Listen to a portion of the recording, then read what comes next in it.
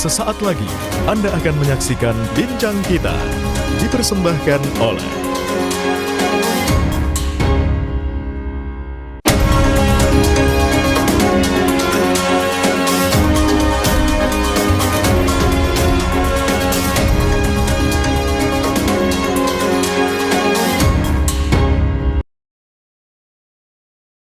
Saudara, Kabupaten Puncak terus berupaya melakukan pembangunan di tengah berbagai tantangan geografis dan juga akses wilayah, mulai dari infrastruktur, pendidikan, kesehatan hingga penguatan ekonomi masyarakat. Dan dalam 1 tahun terakhir, DPR Kabupaten Puncak menjadi bagian penting dalam mendorong kebijakan dan aspirasi masyarakat agar pembangunan dapat berjalan lebih merata dan berkelanjutan. Lantas bagaimana sinergi DPRK dan pemerintah daerah dibangun dan seperti apa harapan untuk masa depan Kabupaten Puncak? Dan saat ini saya Permatasari Harahap sudah berada langsung di Kabupaten Puncak Provinsi Papua Tengah untuk berbincang secara langsung dengan Ketua DPRK Puncak di Bincang Kita.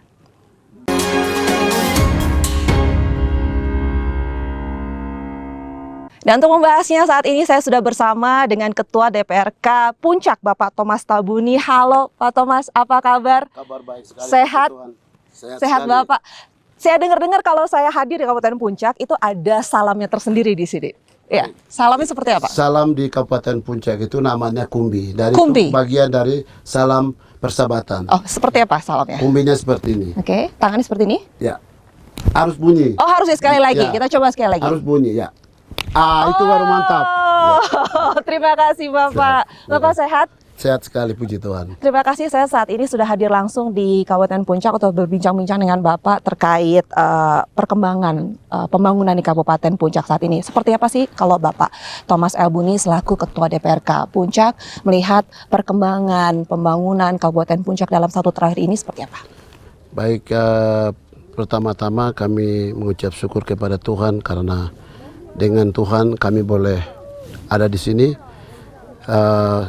Dan juga saya hormati kepada TV Kompas dan seluruh krunya berada di Kabupaten Puncak, dan di Gome ini merupakan distrik yang dianggap merah, tapi puji Tuhan dengan kepemimpinan Bupati dan Wakil Bupati tadinya merah sudah menjadi hijau, dan itu juga kolaborasi dengan TNI Polri.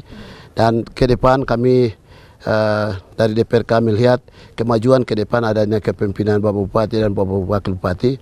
Misinya, visi dan visi misinya adalah lebih cenderung untuk peningkatan ekonomi rakyat, kemudian juga pendidikan, kesehatan, kemudian juga infrastruktur, kemudian dan juga penanganan sosial. Ya, jadi pertama visi misi pendidikan telah dicanangkan namanya Puncak Cerdas. Iya, Puncak Cerdas. Jadi ada mahasiswa yang disiapkan untuk bisa kuliah di luar negeri. Kemudian juga nanti ada sebagian yang kerjasama dengan Binter Busi, berkantornya di Semarang. Dan telah dikirim hampir 125 orang. Nantinya disaring dan akan masuk di setiap universitas yang memadai dan yang berkualitas. Dengan apa? Karena Kabupaten Puncak ini satu-satunya akan maju hanya melalui pendidikan, Mbak.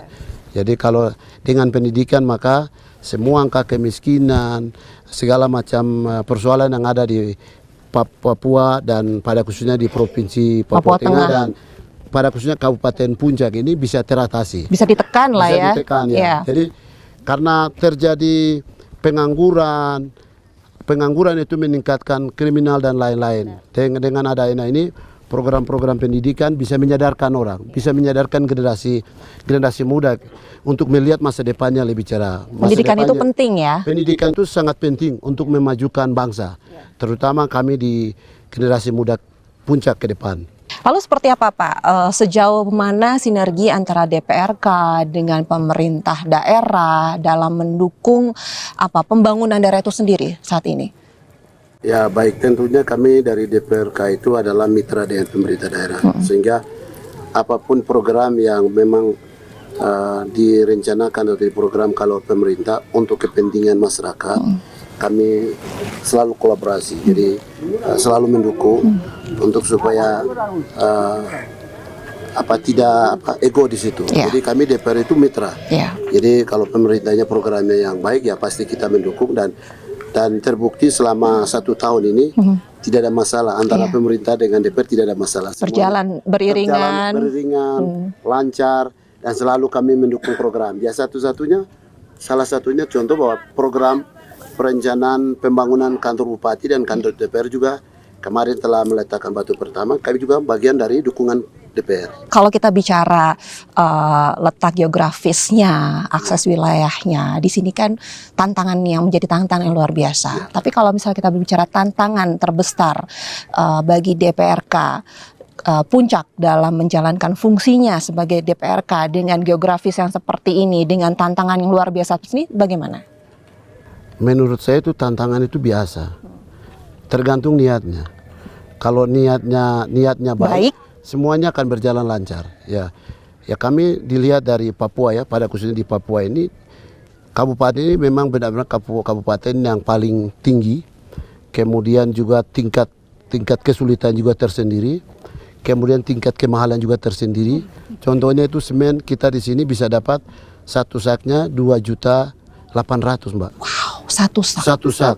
Sedangkan kalau untuk pembangunan itu bersak-sak. Itu harus bersak-sak dan bertonton menurut saya. Jadi harus ada dukungan kuat juga. Jadi tidak harus dari pemerintah daerah, tapi kalau bisa juga dari pemerintah provinsi dan pemerintah pusat bisa juga melihat hal ini. Karena ini kita di Papua Tengah ini ada sekitar 8 kabupaten kurang lebihnya.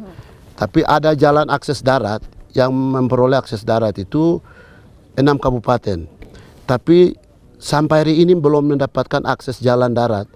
Itu Kabupaten Puncak dan Kabupaten Intan Jaya. Oh, jadi susah kalau untuk... Iya benar sekali. Jadi semua mobilisasi material itu kita angkut pakai pesawat kecil yang hanya bisa mengangkut 1,2 ton.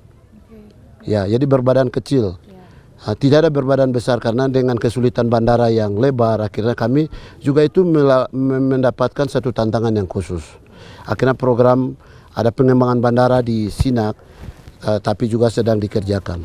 Oke, tapi gini, dalam menjalankan fungsi pengawasan gitu ya, apa fokus utama DPRK Puncak dalam agar program pemerintah daerah yang sudah ditetapkan ini semua bisa berjalan dengan baik semuanya? Fokus utamanya apa? Kami fokus utama itu pasti pendidikan tadi, yang terutama pendidikan, kemudian yang pembangunan fisik, infrastruktur. Oke, tapi kalau dalam pengawasan gitu, kalau fungsi DPRK kan pasti kan mengawasi segala sesuatu program yang ada di pemerintah daerah, dalam menjalankan pembangunan, dalam mewujudkan pembangunan yang memang tepat sasaran dan lain-lain, itu bagaimana? Ya tentunya kita juga mengawasi sesuai dengan aturan yang ada. Jadi kita tidak keluar dari aturan. Nanti juga itu dianggap kami ceroboh. Jadi kami selalu pada aturan begitu. Kalau tadi saya sampaikan itu, pemerintahnya punya program-program yang langsung menyatu di masyarakat. Kita tidak selalu diam di kantor, tapi selalu datang ke tempat, melihat, meninjau apakah seluruh program ini sudah berjalan atau tidak. Tepat sasaran atau tidak. Kalau tidak, sering kami melakukan hearing-hearing. Panggil kepala dinasnya, kepala badannya, dan kita hearing untuk pencapaiannya dengan cara apa mereka bisa lakukan. Jadi kita bisa tahu dari situ. Dan ada evaluasi juga pastinya. Sering melakukan evaluasi. Evaluasi itu melibatkan semua kepala OPD. Dan itu sebagai fungsi kontrol daripada DPR. Ya, jadi fungsi DPRK Puncak sebagai badan pengawasannya pun juga dapat berjalan dengan baik agar pembangunan di Kabupaten Puncak itu tepat sasaran dan juga merata semuanya. Tapi kalau saat ini apakah sudah, kalau menurut Bapak gitu, apakah sudah tepat sasaran? Menurut saya sudah tepat sasaran sebagian, tapi kan namanya kita ini manusia harus jujur-jujuran. Iya, harus jujur. Oke, kita jujuran aja di sini. Jadi Tuhan juga mengajarkan harus bicara jujur. Jadi, artinya ada keterbatasan, itu sangat biasa, itu normatif sekali. Jadi kami mengharapkan ke depan, karena Bupati dan Wakil Bupati baru menjalani masa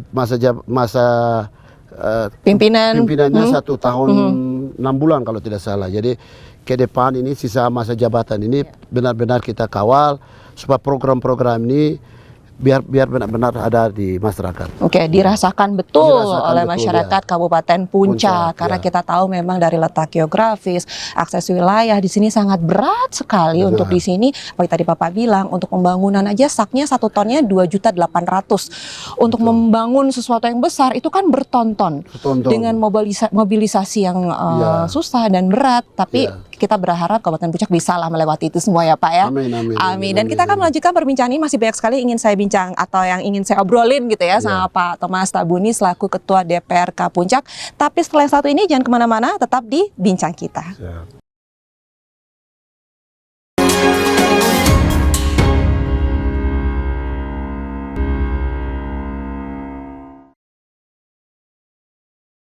Ya saudara, kembali lagi di Bincang Kita dan saya masih berada di Kabupaten Puncak, tepatnya di Gome ya Pak ya, bersama Bapak Thomas Thabuni selaku Ketua DPRK Puncak, dan kita akan membahas kali ini terkait prioritas dan aspirasi masyarakat Pak. Nah Pak, kalau kita bilang mengenai program prioritas di sini gitu ya, program prioritas apa yang paling menjadi perhatian bagi DPRK Puncak itu sendiri?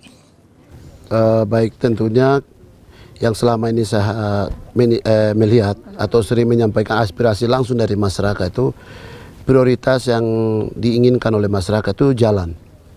Jalan. Akses ya, akses jalan. Jadi akses jalan dari ibu kota Kabupaten Puncak, Ilaga ke Bioga, kemudian akan nyambung ke Kabupaten Intan Jaya, kemudian dari Ilaga ke Sina, kemudian akan nyambung ke Kabupaten Puncak Jaya, kemudian juga dari Ilaga ke Aralani Jaya. Dan juga satu hal yang sangat dinanti-nantikan dan sangat diharapkan seluruh lapisan masyarakat Kabupaten Puncak adalah akses jalan Ilaga Timika Ilaga. Timika Ilaga ya, karena kan sekarang kan harus lewat udara ya. Betul. Ya, jadi kenapa masyarakat mengharapkan harus pembangunan jalan, karena satu-satunya akan kemajuan daerah ini melalui jalan darat. Kenapa? Kalau kita bangun jalan dari Ilaga Timika, maka sendirinya harga kemahalan tadi yang semen 2.800.000 langsung turun. Kemudian juga kalau dari sini nyambung ke akses ke Lanijaya dan akan di Papua Pegunungan, ibu kota Papua Pegunungan, maka juga akan menekan harga kemahalan. Jadi ini punya konektivitas antara kabupaten dan kabupaten juga untuk kepentingan kemajuan daerah itu sendiri. Jadi bisa dikatakan Bapak juga setuju kalau kita bicara infrastruktur, pembangunan jalan gitu, itu menjadi kebutuhan utama bagi masyarakat Kabupaten Puncak. Jadi kalau saya tanya gini, apa hal yang paling mendesak yang harus menjadi prioritas dan harus dilakukan sekarang juga gitu, dikejar sekarang juga untuk masalah infrastruktur, berarti adalah jalan? Jalan. Paling penting jalan, karena apa? Jalan itu juga menunjang masyarakat punya kehidupan sehari-hari. Yang terutama itu hasil tani, masyarakat itu bisa bawa keluar jual di kota-kota. Jadi selama ini memang hasil tani pun hanya di sini-sini aja? Ya, beredar di sini saja. Jadi dengan harapan ada jalan, bisa masyarakat bisa jual hasil taninya, bisa jual ke Timika, ke Wamena, ke Nabire. Nah, sekarang jalan infrastruktur ini telah direncanakan atau diprogramkan oleh pemerintah pusat melalui balai. Jadi sudah ada? Sudah ada perencanaan. Tapi sampai hari ini belum juga dituntaskan. Jadi masyarakat itu menjadi pertanyaan dan itu sebagai tuntutan kami gitu. Jadi dan dengan adanya kehadiran kabupaten, ini kan sudah pemerintahnya hadir. Jadi pemerintah pusat, harapan kami untuk tidak membiarkan, tapi bagaimana bisa melihat, karena kita wilayah gunung ini akan mendapatkan kemajuan itu melalui jalan darat, Mbak. Kalau pesawat kita mau bangun bandara besar tidak bisa, karena geografisnya sulit. Nah, hanya satu-satunya jalan. Jadi dengan harapan kami supaya ada kehadiran jalan itu sudah bisa mendapatkan kemajuan-kemajuan yang tadi. Gitu. Karena memang sayang sekali kalau hasil bumi yang ada di sini gitu ya hanya berkutat di wilayah ini saja. Memang kalau dengan adanya akses jalan memadai bisa keluar gitu ya. Di sini juga secara ekonomi juga pendapatannya juga lebih tinggi lagi ya Pak ya, karena bisa menjual ke daerah lainnya gitu. Dan harga-harga semen tadi juga tidak berjuta-juta tadinya ya, dan juga bisa melancarkan segala pembangunan yang sudah direncanakan. Tapi kalau pendidikan dan juga layanan kesehatan di Kabupaten Puncak saat ini seperti apa, Pak? Ya, puji Tuhan, saya lihat memang untuk pelayanan kesehatan sangat baik ya, karena kami punya rumah sakit yang tadinya sudah mendapatkan tipe C. Jadi ada beberapa rumah sakit yang sudah telah dibangun oleh pemerintah daerah. Kami ada memiliki 25 distrik. Jadi 25 distrik itu sudah ada rumah sakit. Postu-postunya sudah dibangunkan pemerintah. Jadi saya lihat dari indikator itu memang untuk kemajuan kesehatan sudah terasa.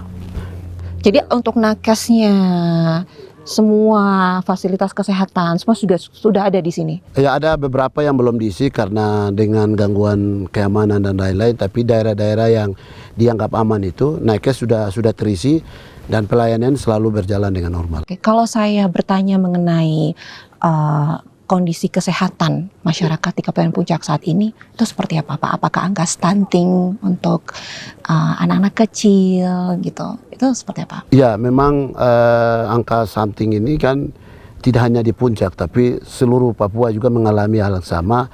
Dengan harapan kepemimpinan Bapak Bupati dan Bapak pemerintahan sekarang pasti akan pelan akan melakukan perubahan-perubahan ya.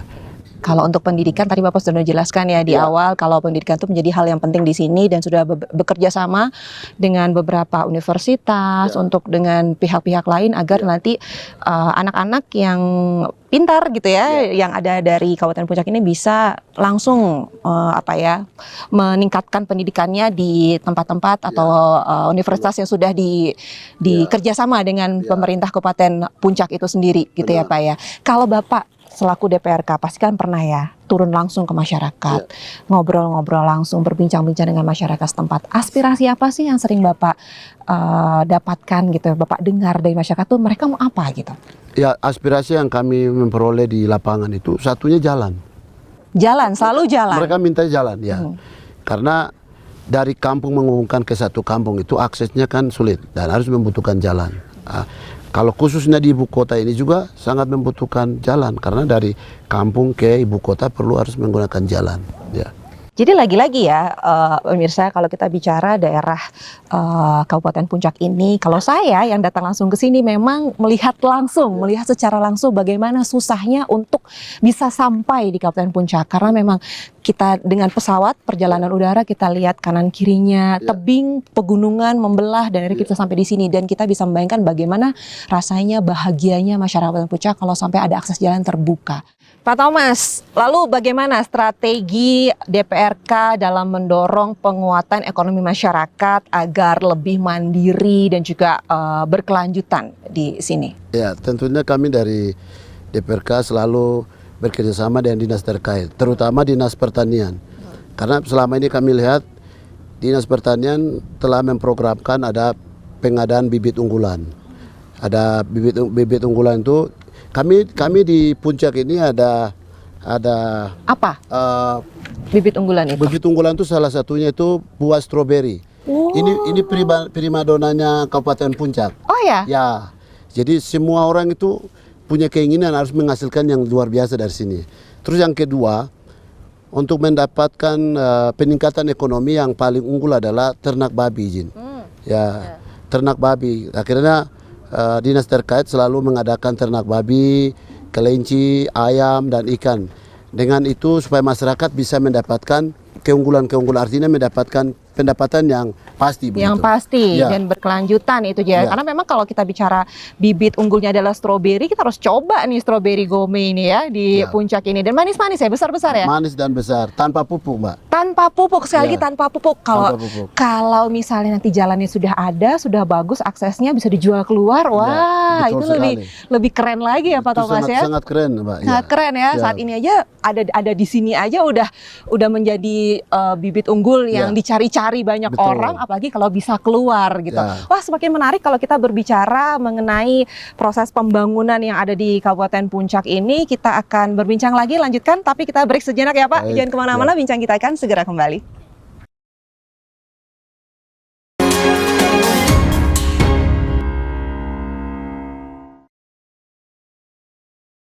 Terima kasih Anda masih bersama kami di Bincang Kita dan saya masih bersama dengan Bapak Thomas Tabuni selaku Ketua DPRK Puncak. karena kita masih, kalau bisa kita lihat di belakang nih, suasananya tidak di studio tapi langsung di Kabupaten Puncak. Pak Thomas, kita berbicara mengenai program strategis sekarang. Program strategis apa yang menurut Bapak akan menjadi kunci utama kemajuan dari Kabupaten Puncak? Strategi kunci utama kemajuan daerah ini satu jalan. Lagi-lagi jalan. Setiap jalan. Karena daerah ini satu-satunya akan maju hanya melalui jalan. Tidak ada pilihan lain, Mbak. Memang ini satu tantangan berat terhadap pemerintah dari sisi APBD, tapi juga kabupaten hadir ini kan juga wibawa pemerintahan dan wajah pemerintah itu ada di sini. Sehingga dengan harapan kami pemerintah pusat dan provinsi bisa melihat dan bisa kolaborasi hal ini, karena jalan itu sangat utama di daerah pegunungan. Tidak hanya di puncak, tapi jalan itu sangat dan sangat diharapkan oleh masyarakat dan seluruh masyarakat di Papua Tengah dan juga Papua Pegunungan. Oke, jadi lagi-lagi jalan itu menjadi program strategis Itu sangat, agar segala sesuatunya sudah direncanakan oleh Kabupaten Puncak itu bisa berjalan dengan baik, yaitu jalan. Kalau jalannya atau aksesnya sudah bagus, sudah pasti semuanya kita harapkan dapat berjalan sesuai dengan rencana. Iya. Oke, Pak. Lalu bagaimana DPRK mendukung terciptanya stabilitas dan juga dan pembangunan yang inklusif di tengah masyarakat itu bagaimana? DPR ya selalu ada berdiri di tengah-tengah masyarakat. Ya, jadi apa yang bisa kita kerjakan, ya pastinya kita kerjakan demi kepentingan masyarakat ya. Jadi bekerja sama dengan pemerintah. Ya, jadi selama ini seperti yang sampaikan tadi, kami belum pernah jalan sendiri, selalu kerja bersama dengan pemerintah ya. Oke, beriringan. Beriringan. Ya, karena tidak bisa satu daerah bekerja atau berjalan sendiri tanpa dukungan pemerintah. Ya. Pusat gitu ya. Ya, karena terutama memang, pusat, Mbak. Ya. Pusat harus melihat karena tingkat kemahalan di puncak ini juga bagian pekerjaan rumah terhadap pemerintah pusat. Pemerintah memberikan kabupaten dengan senang hati masyarakat menerima, tapi kemudian dalam pelayanannya jalan yang belum terbuka akses secara luas, berarti kabupaten belum benar-benar duduk, atau belum benar-benar dianggap kabupaten begitu.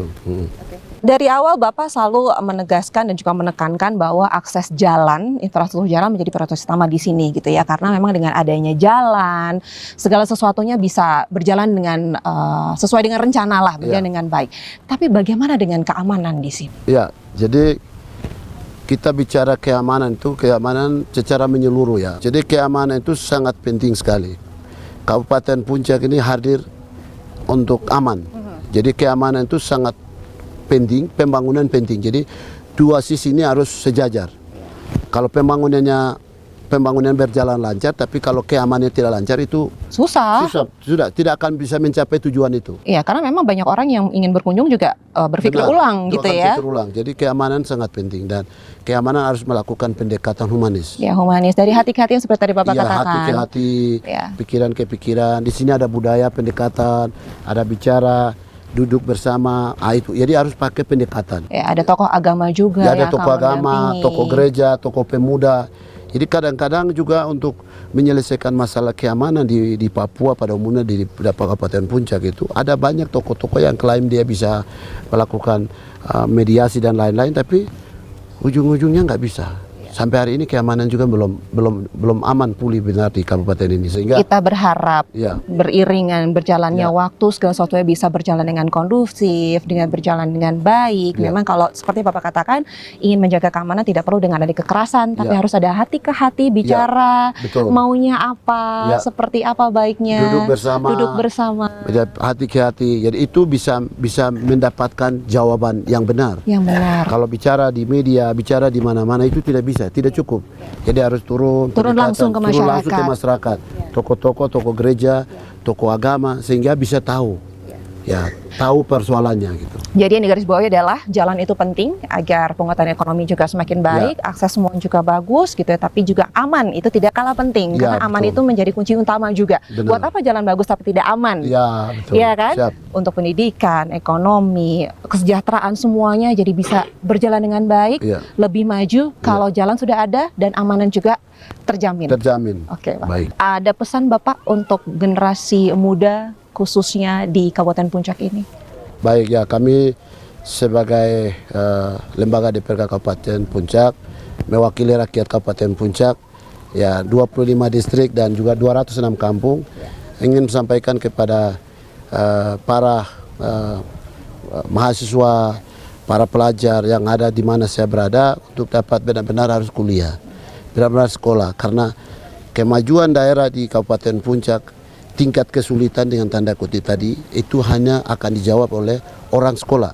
Jadi kemarin juga Pak, kalau tidak salah yang saya dapat mendengar langsung penyampaian pesan oleh Bapak Gubernur di hadapan masyarakat, lapisan masyarakat di kegiatan acara bakar batu bahwa daerah ini akan maju hanya melalui pendidikan, tidak ada kata lain.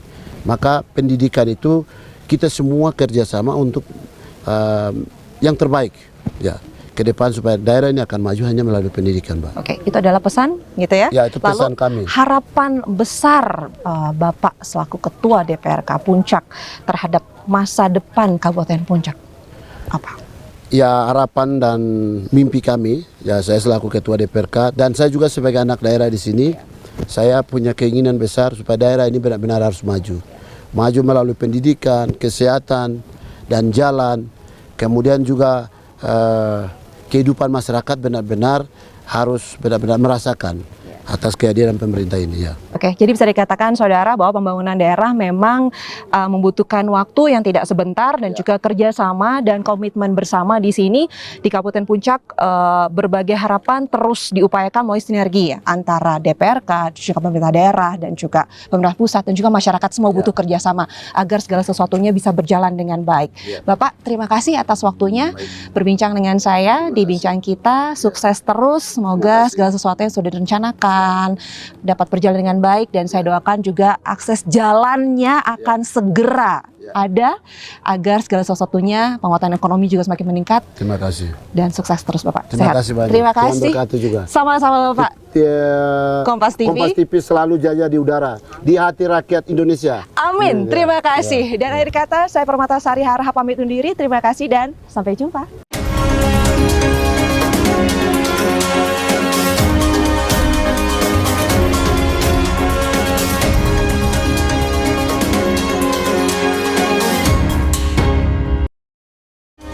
Terima kasih Anda telah menyaksikan Bincang Kita, dipersembahkan oleh